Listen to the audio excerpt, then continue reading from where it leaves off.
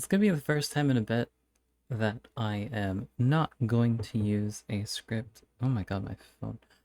um, but look back. What a film. A film that made me tear up essentially all the way through. I, oh my god. Fujimoto, you are so mean.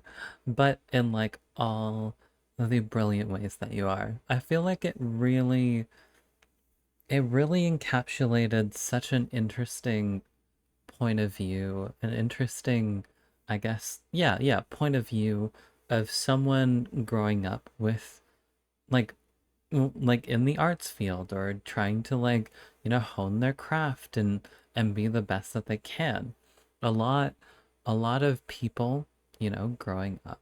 But wow, we are really going into it. This is the most serious I've started videos and now I've ruined it. But there's that internal struggle where you're really trying to find your place in the world. Um, it's a balance between I really like this thing, can I turn this thing into a career, or do I take this seriously but at the expense of losing my experiences with other things? And that just, God, it was such a the whole time because this is like me experiencing Look Back for the first time. I didn't read the manga or anything of that sort, and it was a very uniquely done thing. I've read Goodbye Eri, so if that gets moviefied, it's ruined for not really. I'll go into that later, but um, with Look Back, it is interesting how they took something with like basically just pictures and gave it so much emotion, gave it so much intriguing like development without just like it was just so beautiful. It told a story with pictures. It had dialogue, and when it did have dialogue, it complemented it very well. Absolute cinema. Okay. At this point, if you haven't caught on, we are discussing the film. I'm 2 minutes, 2.5 minutes in, but spoiler warning. I feel like I haven't gone into something too much that's like spoilery, but yeah, the way I fucking love Kyomoto. Kyomoto was absolutely adorable, and Fujino, I I like what's it called? I connected with her more. I felt like I understood Fujino's point of view almost more, but Kyomoto, like it was beautiful. There was a contrast to it, right? Like where um I'm also like paraphrasing what was like explained in like the director explanation stuff. I believe his name was Oshiyama. Amazing. Absolutely amazing. And how he was able to like take in the fact that Fujimoto kind of had like two differing, like completely different like girls growing up where, well, he didn't have them, but like we had Fujino and we had Kyomoto, and Fujino, she was almost more like by the book, more like but lost in her thoughts, right? She actually not, I don't know, but by the book because Kyomoto went to school. Um but like essentially Fujino kind of like she always had like the big starry bright lights of fame kind of in her thoughts and stuff like that.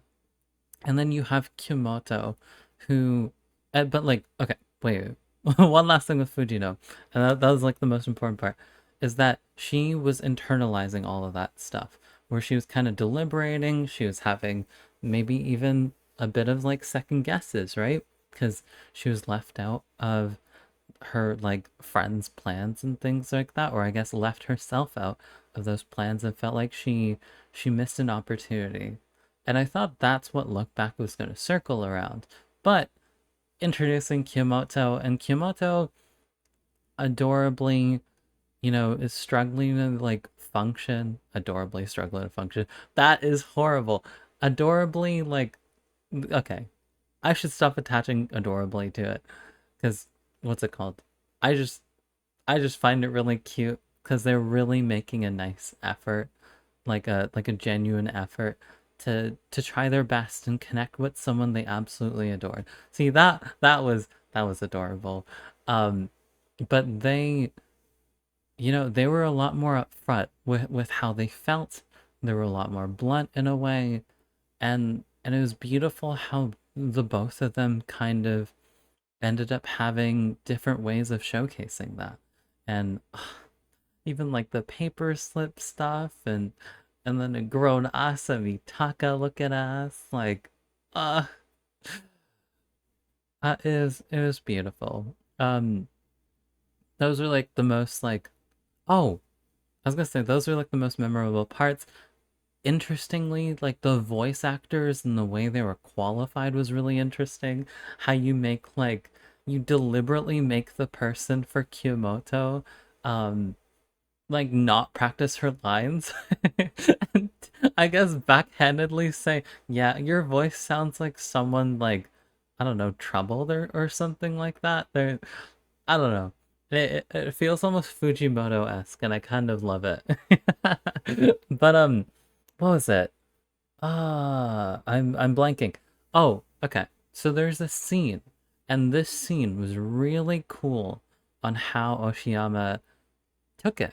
Because in the manga, I feel like it was more simplified from what it seemed like. Again, going off like the director's cut thing afterward that you'd see in the theaters. Um, the interview stuff. And it's her like almost aggressively walking home and like kind of just like splashing. She's like got her arms all and stuff like that. I'm like, you totally understand like the kind of kid vibe, like the raw kid vibe of like how childhood felt like. Something about that scene was like purely just beautiful, and I adored it with all my heart. I really did. Um, I was tearing up. I feel like I was like pre-tearing up for something really horrible to happen, and then the the fucking pickaxe. I mean, I was memeing it. I went with a friend, and I kept memeing the fact that the pickaxe murderer like scene happened, which is I know horrible, but like I my heart like sunk. My like it wasn't tears, it was like grave sadness, and then Asamitaka going Asamitaka. But you know what I mean, Fujino. Um feeling like she endangered Kyomoto. If Kyomoto wasn't exposed to living a life outdoors, at least a little bit in her life, then she would have been fine. She would have been like alive in today and like and well in today and that's so harsh. That's I'd like to think that Fujino was working hard for Kiyomoto's sake and for her own sake, right? And I'm sure Kiyomoto and I think it's portrayed in like the comic that goes back out to Fujino that Kiyomoto absolutely adores her for it. And I think like at least like the opportunity to get herself on her feet, interacting with the real world and experiencing it for herself. It was I get it. I feel like I just loved it. I just it's so good. It's so good. I'm like gawking over it. I'm losing my words, but if you if you watching this absolutely adored Look Back and was able to catch it um in theaters, if you've read it, you can also share me like your things on that. It might be a little while till I actually go and read Look Back, since all I know is the little snippets here and there. Oh, and the shark kick and the the Chainsaw Man references. Okay, I need to end this before I I geek over this so much. It was beautiful. Thank you so much to everybody that worked on Look Back. And what a beautiful opportunity. Now it's time for me to seek out a refund because I bought tickets for the day before I actually got to see it.